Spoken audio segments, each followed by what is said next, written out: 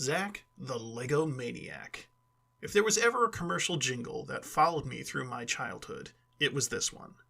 And honestly, I didn't mind, because it usually was followed by someone gifting me a Lego set.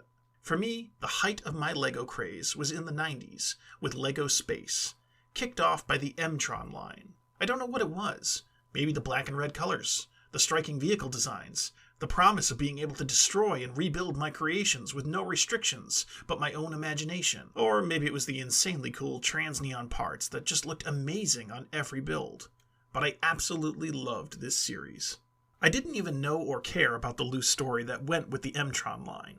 They were minors? The M in M-Tron stood for magnet? I mean, it was painfully obvious in retrospect, but I was 5 and just wanted to dive into building these cool-looking space vehicles. I didn't have all of the line, but what I did have stuck with me over the years. My first set was the tiny but mighty Pulsar Charger. I adored this set when I was little. It makes absolutely no sense as a vehicle, but it didn't need to. A simple build that was perfect for a little kid with plenty of that trans neon green goodness to just bring the set to life. I remember I had a couple of these sets, as they were cheap and easy gifts for the holidays.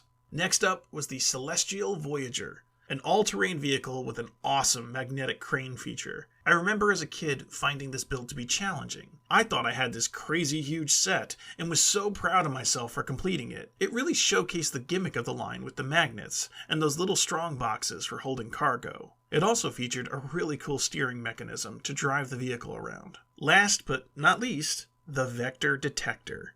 Easily my favorite of the line. I remember seeing this ship in one of the cross cells on the boxes, and I instantly wanted it. This was the Lego equivalent of an X-Wing to me, which is kind of funny in retrospect, with its completely implausible design, an open-sided cockpit, but I didn't care. I loved this ship. It was slick and fun and looked fantastic, flying around my Lego bases defending his friends against the bad guys.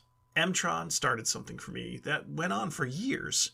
To a kid, it felt like an eternity, but for a while, Lego was just a constant in my childhood, always there when I needed to let out some creativity. I miss the old Lego space themes. They were fun and interesting enough to pique my curiosity, but generic enough to encourage my own play patterns and imagination. Not to sound like a curmudgeon, but it's hard to find non-licensed Lego space sets nowadays. But, thanks to the alluring power of nostalgia, we have started to see LEGO bring back a few classics with modern build techniques. I hope this trend leads to something bigger, as I'd love to see M-Tron return.